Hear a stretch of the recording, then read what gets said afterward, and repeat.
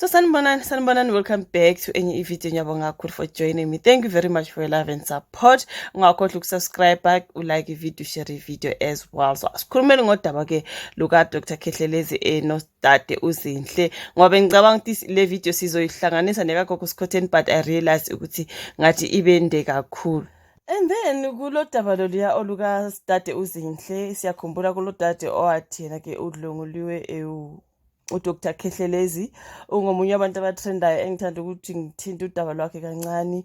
Ngiye ngayibuka i-podcast ye-The Hustlers Corner ekade nje isibuwe uKhehlelezi uhambile waya ku-podcast wayochaza ukufika kukaZinhle and whatever into eyenzakele. Ngayibuka futhi eka-The Chris Network where uZinhle ahambe khona eyokhuluma ukuthi kwenzakala lapha. Siyabona futhi nama-clips maningi mawuya ka-TikTok maningi ama-clips uKhehlelezi nguZinhle omunye ukhuluma lokho omunye ukhuluma lokho bafethu ukuthi ubani o-right ubani o-wrong angazi. When it comes to my opinion, since uZinhle ethi wadlwengulwa nguKhehlelezi abuye abala ukuthi okay wafika laphana obviously endlini kaKhehlelezi wathathwa ngomunye umuntu owamthatha from the airport, mhlambe wamhambisa endlini wambonisa indlu nasindlu wasuyamshiya laphana uyavala uyahamba. Usisi ke ulinda uKhehlelezi ukuthi abuye njengoba wayengumuntu ezomsiza ngo-Instagram wakhe wayezomsiza ngani. I think uZinhle yena mhlawumbe wahambe ezitshele ukuthi as I feel like mhlambe kukhona abakhuluma khona ngendaba yothando and ugirl akasinikezi lonke udaba ngoba for you as a woman ukuzuvakashela umuntu esilisa kwakhe azakubhukhele athi iza kuyindaba nje yokulungisa uInstagram kuphela. I feel like kunzima ukuthi ngiyikholele. I feel like mhlambe bekavelezele lokho kodwa mhlambe kukhona laba ebathinta khona yokuzwana, alright, but akayivezi usisi. And then uKhehlelezi yena uyayiveza ngalo, uyasho ukuthi sakhuluma ngezothando hayi usisi ke aze kwami endlini enginayo laphana enhle angazi noma ugame mhlawumbe sesizothi uzoba ngumedem ntontoni. Ngiyamgxeka for lokhuyana indlela akhulume ngayo nje ukuthi uZinhle wafika ezitshela ukuthi uzoba ngumedem ntontoni. uDr. Khehlelezi khona lekhana kurong okay nikuthandene wasum-invite usisi ukuthi woza usisi weza mhlambe what you thought you are having is not what you then had. Wabona sekufika umuntu different whatever happened there ukuthi manje bese ngathi uthi hayi udade wafika wabona phela indlu enhle enkulu e10 wasesithi hayi yabona la ngizoba ngumedem. Angikuthandanga indlela akhulume ngayo lapha, but anyways asidlule lapho. Okay, uZinhle I think uhambe kaKhehlelezi esazi ukuthi uyokwenzana. There's no way ungasuka all the way from Cape Town uze eGoli uthi nje kunomuntu othe easy uzomlungisela Instagram. I find it hard to believe that. Okay, asingena edabeni ke lokuthi mhlambe ngabe uye wadlwengulwa or not. I'll just say my opinion. Angifeel like uZinhle uye wadlwengulwa, but I feel like uKhehlelezi took advantage of uZinhle. Izinto kade sezenzeka is not what uZinhle expected ukuthi zizokwenzeka.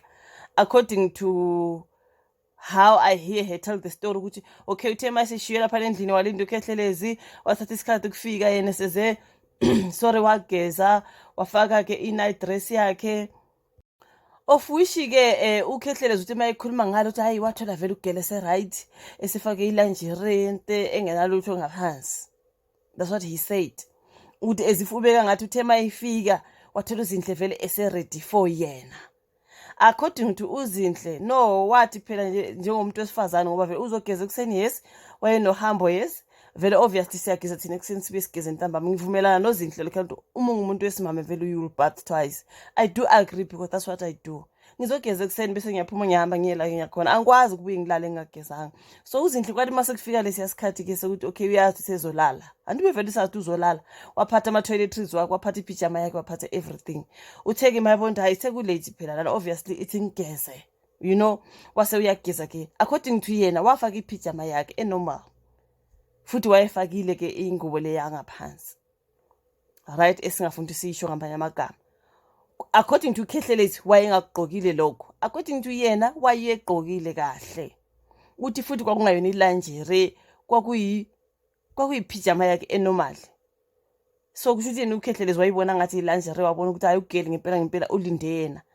I don't feel like she was njengoba eshile lapha uZinhle uthe yena guys, kube ngangalile ukuthi ngenze lento engiyenzile noKhethelezi ukuhlangana kwabo. Kwakuzokwenzakalani ngami? Nje ngempela usuvalele kuleya ndlu enkulu yaseLalusha Ntontoni, usuphakathi laphana sekukhiwe nje sekutheni ifika indoda ne2 manje. Bese uyala athi uyakubamba athi uyathinthini bese wena uyala. What will happen to you? According to uZindlantu bevele sekukhulumile nosisi wakhe ukuthi hey sisi sengifikile kule ndlu lana hey kunjena udadewabo wathi ngithi phuma lapho fast. Manje uyasho uZindlu ukuthi ngathi ngizophuma kanjani ngikhiyelwe la. Faster ukuvaliwe yonke into ivaliwe uzophuma kuphi? So imisi ifika indoda manje isiqala ukukubamba bese uyazihlanyisa mhlawumbe uhlanye. Wayeke mhlawumbe egcine naye sekuleya bathtub asho ukuthi wathi uyavula kwenye ikamera wathola umuntu njengoba esho ukuthi wathola umuntu ofile lapha. So mina mase ngimamele yonke into ayishilo sengicabanga ukuthi okay lese mhlawumbe uye wazihlanyisa wathi uhamba mbona Khethelezi angizukwenza lutho olufana olunje nawe awuzukungithinta awuzukuthini. Wayengeza ukugcina mhlambe naye sekuleya bathtub. Phela we can never know ukuthi lo muntu oku bathtub yena othandelwe ngama plastic allegedly kwakwenze njani ukuze abe kuleya tub. Okay? So mina ngisheshe ngacabanga ngathi uZindlu mhlambe wavuma ukuthi akwenzeke yonke into eyenzekayo wazinikela uKhethelezi wathi 1 rand wathi 2 wathi 3 wathi 4 njengoba eshithi aba u4. Ugeli mhlambe engasena choice. Mhlambe engafuni but engasena choice. You know what I mean? Ukhona ukuthi enye into ungayenza bafethu just to save your life. Ungasenayo ichoice. Bese masubona ukuthi okay sekudlilile yonke into so ayi kodwa phela ungidlongilile lo muntu ngoba ngingafuni but ngiyengavuma because bengingena choice. That's how uZindle yena mbona ngathi udaba lwakhe lukanjalo ukuthi ezinye izinto uzenze ngoba engena choice esebona ukuthi la uma ngingasihlanyisa ngibele uhlanya ngale kuyaphela ngami. So ngangcono ngiyenze lento bese impilo yami ngiba safe. Ngicabanga ukuthi kwenzeke ngaleyo ndlela. So ngabe udlwenguliwe or not? For me angeke ngithi udlwenguliwe because angithi she agreed. Noma ubengena choice bafethu. Wasevuma for the sake of impilo yakhe. So according to Khethelezi asukumdlwengula abathandanile bafika nje wambaba baba wavuma basho lapha bahluleka ukuba sembhedeni babuye bayaphansi ku floor kwenzekani. Engena choice umntana abantu ukuthi phela sibabili la and akunakuthi ngingahlanya ngizophuma ngakuphi uzophuma ngawuphi umnyango uzoyaphi inkulu indlu obviously kuno security kunanani. You know what I mean? I think that's what ugeli i-situation kade kuyo lapha. That's why uthe sephumile ke esizibona ukuthi okay lapha sengingaphandle wathi phela kodwa lokana kundlwengula awuthi ngivule icase. But ngendlela ababeka khona udaba bobabili sesingasho sithi akamdlwengula uKhethelezi ngoba bavumelene ugeli she consented. That's what she says kwayena. But ebesesho ukuthi bengingena choice. Usisi wakuthi emayithi phuma lapho wathi ngizophuma kuphi. Ufika wamshiyela umuntu wavala iminyango wavala amafesto wavala yonke into. Noma ugeli sethi uyabheka nje vula ukuthi abheke ukuthi angaphuma kuphi akuna ukuthi uzophuma kuphi. Usuke eCape Town mntakabawo useJoburg manje usuvalele kuleya ndlu lemansion enkulu uzophuma kuphi. Hlanya ke wehlanya ndini uzohlanya uyephi mhlawumbe ukuhlanya kwakho sokungalidi ukuthi nawe ube kuleya bathtub kuloyo plasticariziwe laphiyana wavela ngeenyawo ntontoni ukuthi hey lo mzimba ufika njani kuleya ndawo never nomhlambe umuntu naye wafika lapha nafika wazihlanyisa bathi listen inhlanya lana sidila nazo kanje you never know. Sesiyabuka phela uZindle ethi hey ngabona umuntu ofileyo lapha kaKhethelezi ngathula for my peace. Uyabona ukuthi yonke into kade seyenza ugeli besethi hey as long as ngisafe I'm sure akazange abuthi uqothi nobuthengo lapha esenzela ukuthi hey uzovala amehlo uvela ufe. uvela uvala amehlo for good. Ugeli wathi I'll stay awake just for my life yonke into eyenzekayo yenzeke ngibhekile because ukulala kwakho awusazi ukuthi uzolala ubuyiphaphame noma mhlawumbe uzolala for good. I feel like that's how uZindle ube kuleya situation laphiyana kaKhethelezi. So it's just a whole lot between the two guys. uKhethelezi usho lokho uZindle usho lokho bafethu uyasho ukuthi uyivulile icase futhi nje akazokuyivala. Hayi angazi bafethu ukuthi manje wayesuka mina nje into engingayithandi usukele eCape Town umuntu athi izondlungisela uInstagram. Leyo nje ayihlali kahle kumina ugeli yebo mhlambe nakhuluma ngoInstagram kodwa khona okunye ongakusho ukuthi nakhuluma ngakho njengoba inesho ukuthi nakhuluma ngefoni navumelana wakubhukhela wathi woza weza. Usisters akakuvezi lokuthi sathandzana ngefoni savumelana ukuthi uzongibhukhela uvela gxile kwelika Instagram. I feel like information iyashoda laphana when it comes to uZinhle ukuthi ukusuka kwakhe eKapa egibela nje ezangapha. It wasn't only about Instagram ukulungiswa ka-Instagram uhackiwe wantontoni. There was more.